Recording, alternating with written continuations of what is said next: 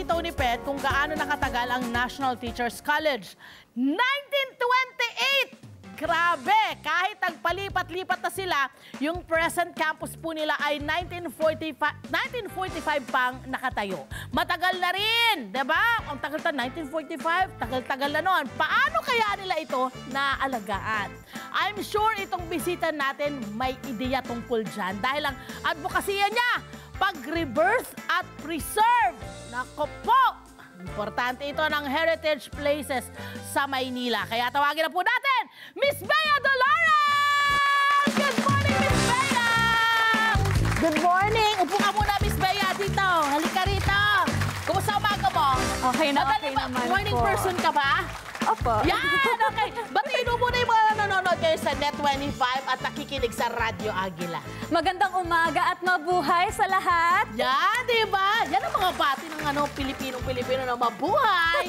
Okay, gusto na naming malaman sa iyo mula sa iyo yung layunin ng organisasyon ninyo. Ano yung purpose nito?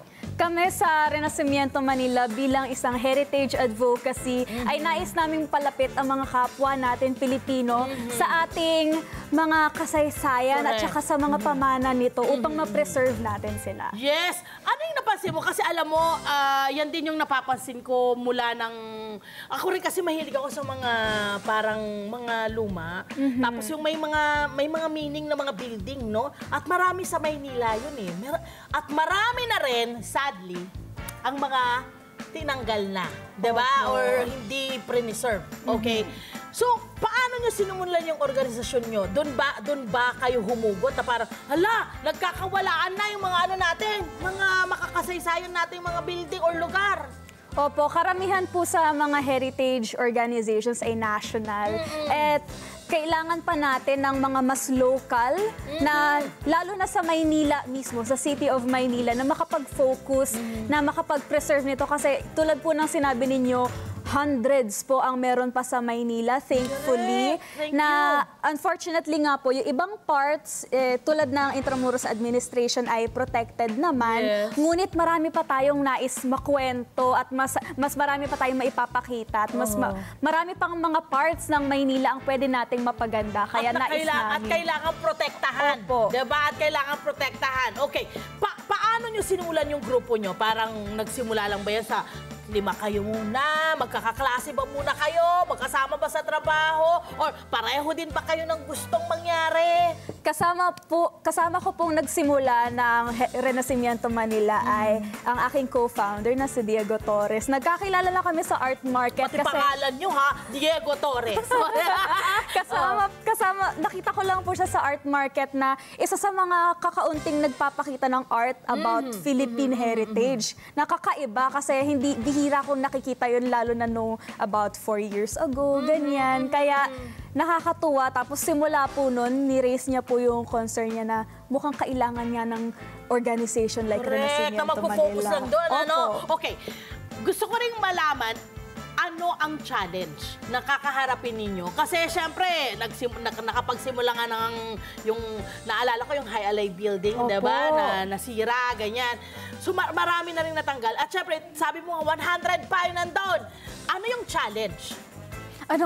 Bali hundreds po actually. Ang challenge, syempre, ay mas marami pa sanang makaalam. Lalo na sa mga kapwa Manileños, kapwa Pilipino. Di ibig sabihin, reach ng social media pa yan, pagpapakilala. Sino ang kailangan nyong itap na makatutulong sa inyo para mapabilis or hindi kaya ay may sakatuparan ba yung mga gusto nyong mangyari sana dito sa napakarami pang mga, diba, mga makasaysayang lugar? Kailangan po natin lalo na ang ating mga decision makers, ang ating mga local government ng Maynila, cultural agencies, at syempre po ang ating mga may kaya na pwedeng makatulong na magtulungan tayo para mas mapaganda palalo ang Maynila. At syempre, hindi lang naman sa Maynila, kundi the rest ng mga sites natin dito sa Pilipinas. Yung mga miyembro nyo, pwede rin siyang lumawak, hindi lang sa Maynila. Are you tapping also yung mga kababayan natin sa iba't ibang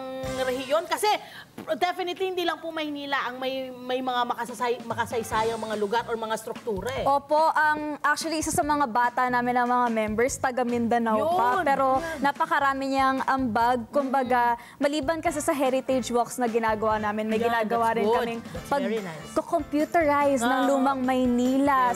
Very techy ang aming organization na nagpapakita kami. Gusto namin mapakita yung evolution ng Maynila para mas ma-realize natin gaano tayo lumawak.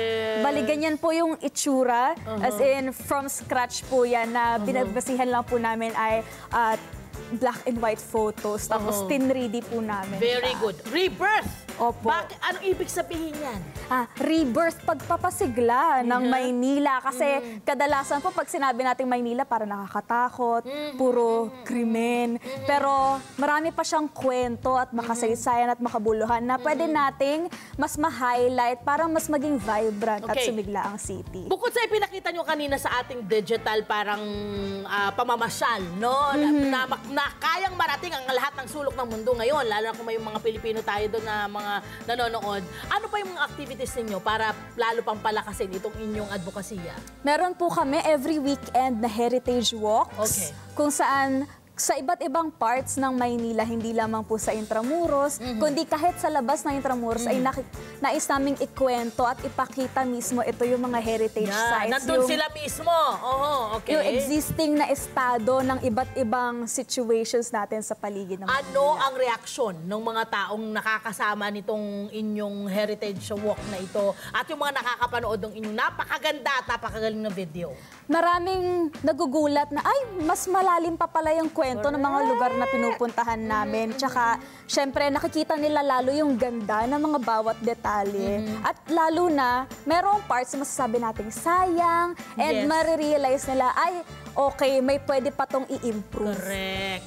Ano ang kahalagahan ng ginagawa nyo sa ating kultura, sa ating kasaysayan, sa ating pagka-Pilipino? With knowing comes loving kasi Kaya kailangan muna ng malaman ng mga tao kung ano yung mga meron tayo na dapat nating pahalagahan. Kasi kapag nalaman mo, mapapahalagahan mo, mas may drive kang maproteksyonan nito. Tap nyo na rin yung mga eskwelahan. Opo. Kasi the more na mas marami tayong mga kabataan ngayon na nai-involve sa ginagawa nyo, mas malakas kayo. Diba? Alam nyo naman, pag in numbers talaga namang mas lumalakas ang isang advokasya at sana suportahan ito ng mga kababayan natin. Tayo, no? Tayo mismo mga Pilipino, suportahan natin yung mga ganito para mas lalo pang maging maganda, no? Lumawak, mapaganda pa at makilala na yung ating ginagawa. Anyways, Bea, maraming salamat sa iyo. Mabuhay kayo ng inyong mga kasama. Shout out sa inyong lahat at sana ay tuloy-tuloy niyo yan. Huwag kayong bibigay, huwag kayong susuko. Hi! Salamat sa mga Kanet 25. This is Love and New Verbo. For more love, Tunipet, and Arafang updates, just click the subscribe button and follow us on our Net25 social media pages at Net25 TV and Net25 Entertainment Facebook. See ya. I love ya.